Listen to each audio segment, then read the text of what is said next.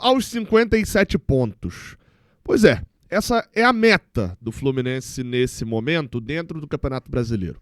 Ninguém aqui vai ser maluco de falar pra você que hoje, tendo um Santos e Fluminense na Vila Belmiro, de que o Fluminense vai ganhar pra poder arrancar pro título brasileiro. Óbvio, se o Fluminense arrancar e ganhar as próximas 12 partidas, eu vou estar falando talvez disso. Mas creio eu que nem ganhando 12 seguidas seria, né, possível, porque a gente ficou muito pra trás. Só que, apesar da gente ainda estar no meio de um mata-mata de quartas de Copa do Brasil, já vislumbrar daqui a 2 semanas um mata-mata de Sul-Americana, quartas de final também, a gente não pode esquecer o Campeonato Brasileiro. O Campeonato Brasileiro é o nosso emprego fixo. Aquele bico, né, que de repente uma pessoa faz, pega aquele trabalhinho por fora, é a Copa que pode dar muito bom, mas a gente tem que se garantir mesmo pelo Brasileirão. E a meta é estar pelo menos na Libertadores do ano que vem. Para isso, em todo respeito à história do Santos, que é gigantesca, até mesmo a história recente do Santos, que também é muito primorosa, alguns jogadores que estarão em campo e é o treinador que está estreando hoje. Não dá para poder ficar negociando muito com o Santos mesmo na Vila Belmiro. Vamos falar disso aqui nesse vídeo de pré-jogo.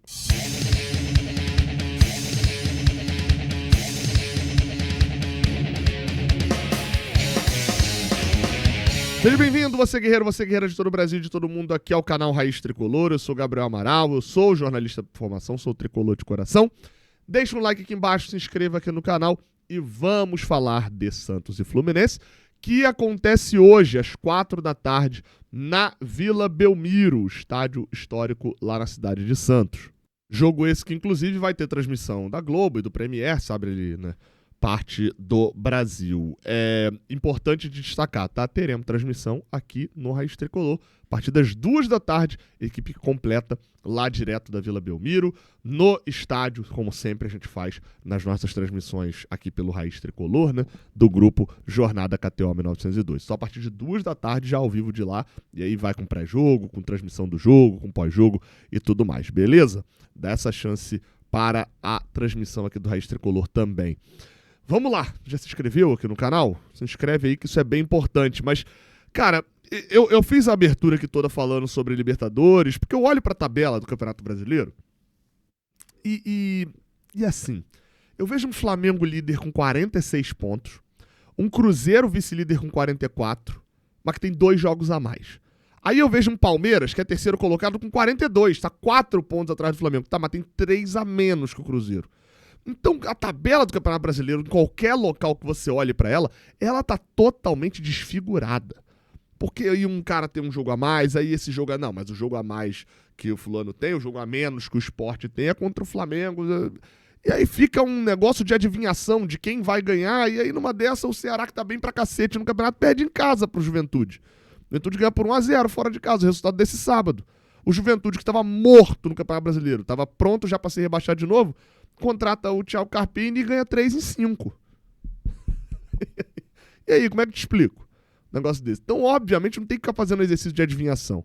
A gente tem 2 jogos que são complicados entre os jogos atrasados. Seja o Ceará em casa, seja o Mirassol, principalmente o Mirassol fora de casa.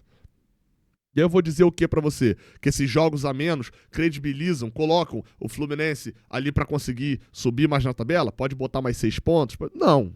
Se eu for prudente, eu boto 3 pontos, que é um jogo em casa e um jogo fora, pra fazer um cálculo básico. Mas eu não vou ficar colocando esse ponto. E aí, por que eu tô fazendo todo esse preâmbulo aqui? Porque hoje no Brasileirão o Fluminense é 9º. Tem 3 jogos a menos que o Red Bull Bragantino e tá 3 pontos atrás. Show de bola, o Red Bull Bragantino dos últimos 10. Ganhou uma e foi contra a gente.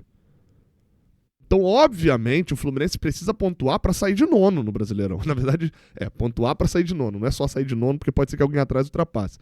Mas precisa ganhar o jogo hoje. E para que ganhar o jogo hoje? Para ultrapassar o Red Bull Bragantino, por exemplo. Ganhou o Santos... Gabriel, mas é o Santos fora de casa. Eu sei. E como eu falei na abertura, infelizmente eu olho para o Santos hoje como 15º colocado do campeonato, com a mesma pontuação que o Juventude. Eu não posso olhar para a camisa do Santos hoje, infelizmente, eu falo mais uma vez, tá?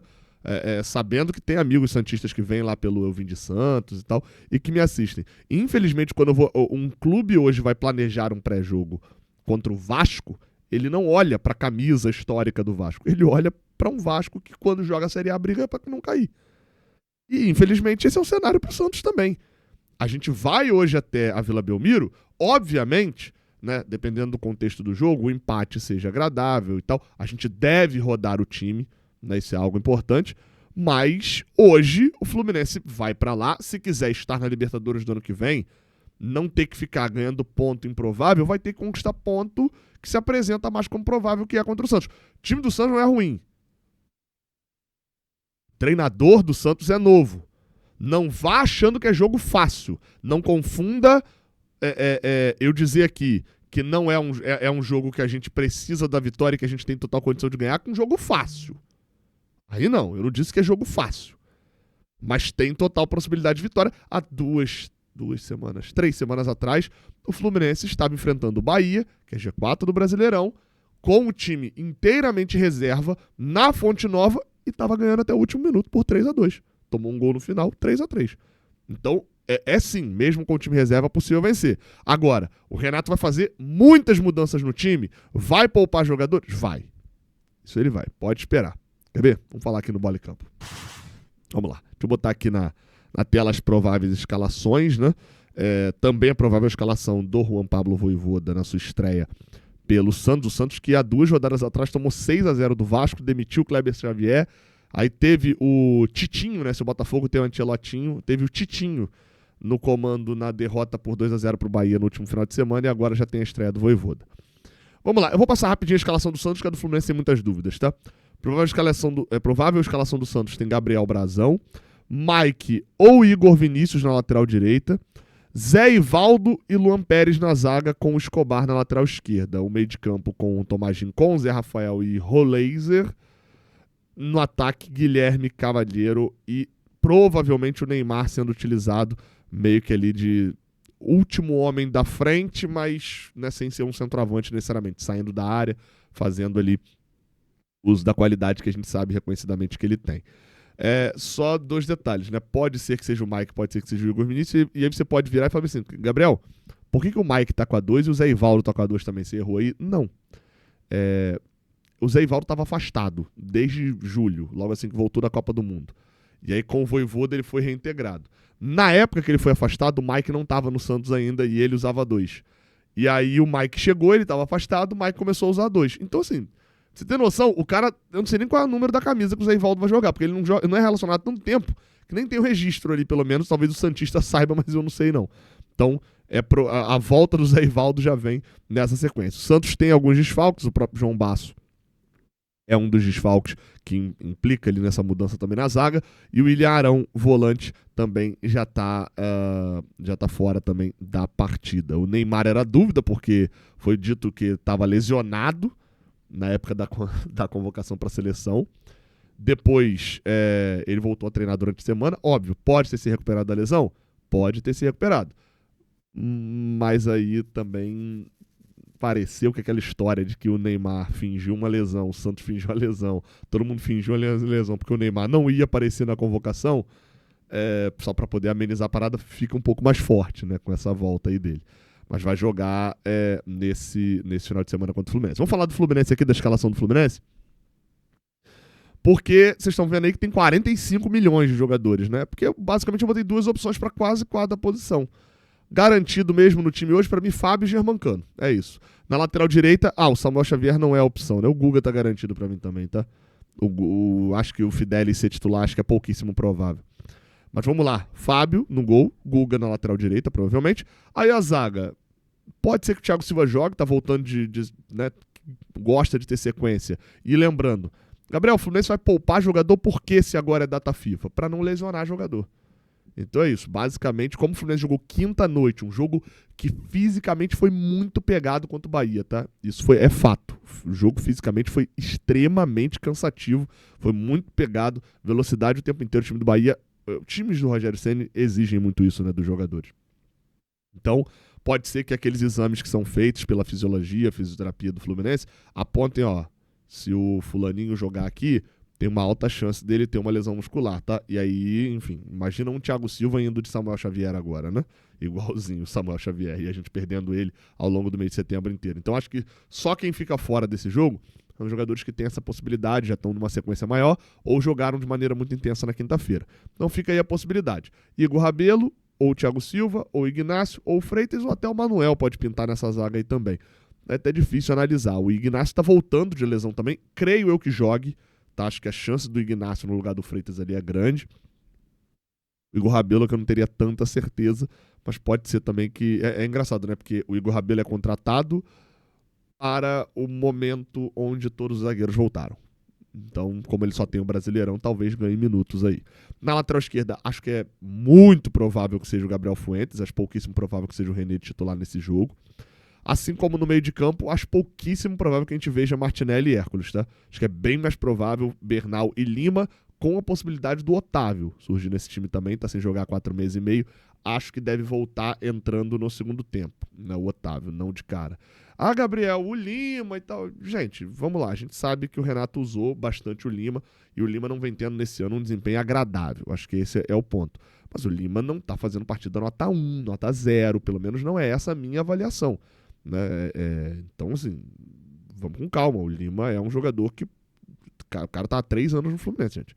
O Lima tem muito mais jogos sendo útil, sendo craque do jogo, sendo bem, do que necessariamente jogos em que ele enterrou a bola no chão e enfim, fez merda o tempo todo.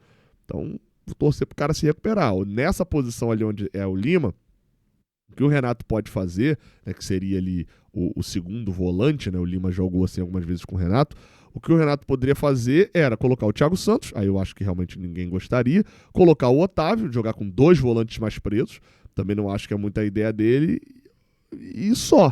Porque assim, a posição mais à frente, eu até tirei o Nonato da conta, até poderia ser o Nonato jogando por ali, tá? Mas acho que ele não repete o time titular, os titulares assim não.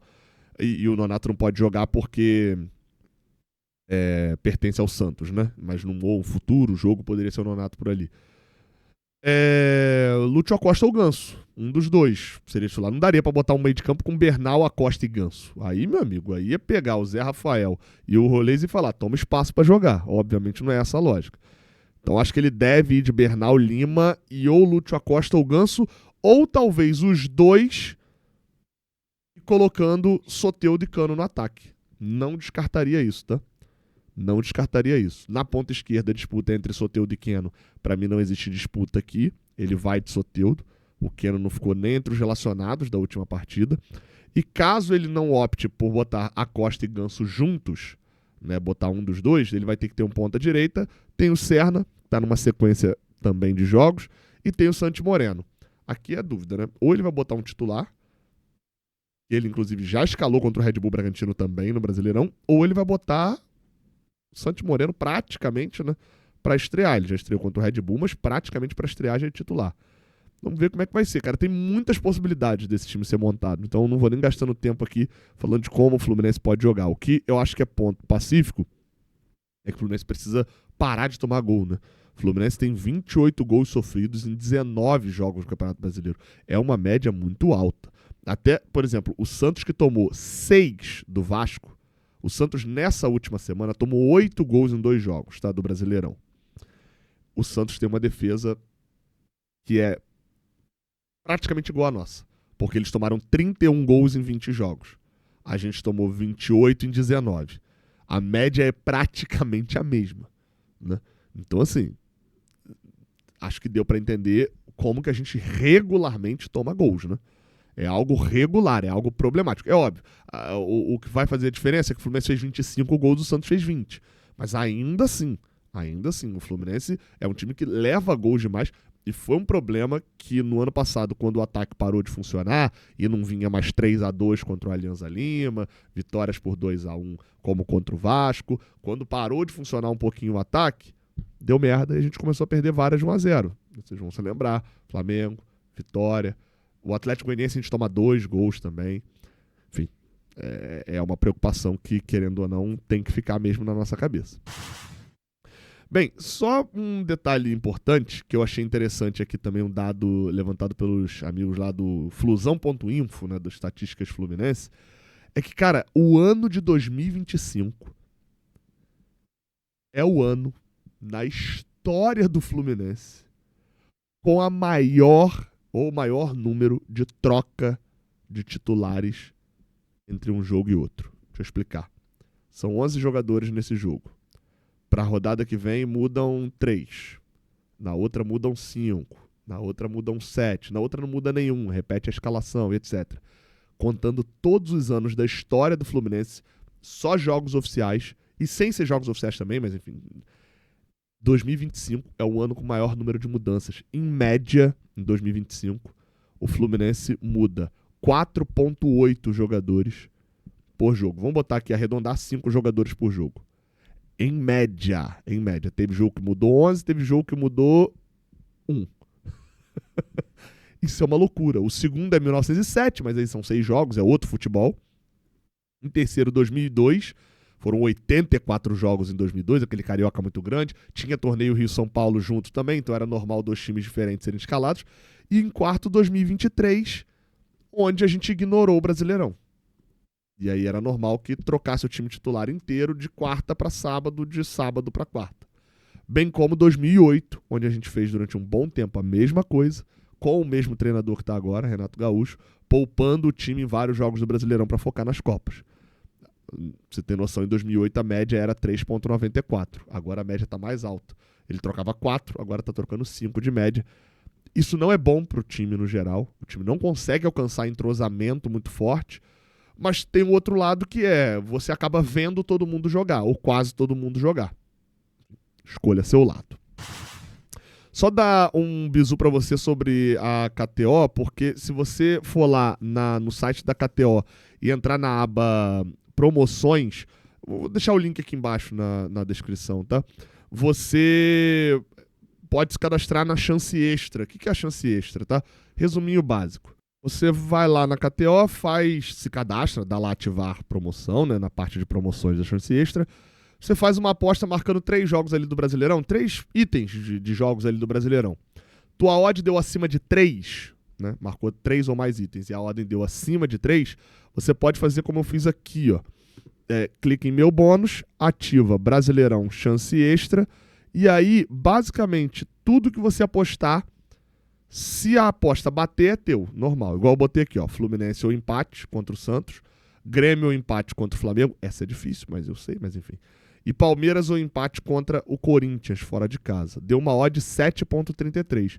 E aí eu fui aqui e marquei, ó, R$25, e se eu apostar e bater, eu ganho 183. E se não bater, a KTO libera a possibilidade de eu apostar R$25 de novo. Fazer uma aposta grátis de R$25, que é chance extra. Se eu botar R$5, ela vai liberar uma aposta de R$5 extra, caso não bata. De 15, mesma coisa. De 50, não. Que aí o limite é 25. Que aí ele nem deixa fazer a aposta. Ah, não, ele deixa, mas vai te dar depois só a possibilidade de recuperar 25. Então, é uma forma de você fazer uma aposta um pouquinho mais ousada. E caso ela não bata, você tem direito a fazer uma aposta, aí é com qualquer odd, a partir ali do dia seguinte. Então, aproveita. Eu vou nessa daqui. Se ganhar, dá 183. R$25 não me faz falta, é o que eu sempre falo aqui, é para maior de 18 anos e a brincadeira só funciona se você apostar aquilo que você pode perder, beleza? O link tá aqui embaixo na descrição, vai pelo nosso link, a KTO sabe, que você vê aqui do Raiz Tricolor. É isso, apita o jogo Wilton Pereira Sampaio, a última vez que ele apitou, ele nos irritou, mas quando que não irrita também, né? Empatou 1-1 com o Juventude lá no Alfredo Jaconi e ele... A expulsão do Samuel Xavier é um daqueles erros, né, bizarros do Wilton Pereira Sampaio. O VAR acabou salvando. Enfim, vamos ver se é o dia do Wilton pelo menos apitar minimamente decente, né? Porque o Rafael Claus já irritou no jogo passado e aí a CBF parece que quis fazer o combo, né? Vamos botar a experiência árbitro merda do Brasileirão pra eles. Toma aqui Rafael Claus, toma aqui o Wilton Pereira Sampaio. Enfim, tá?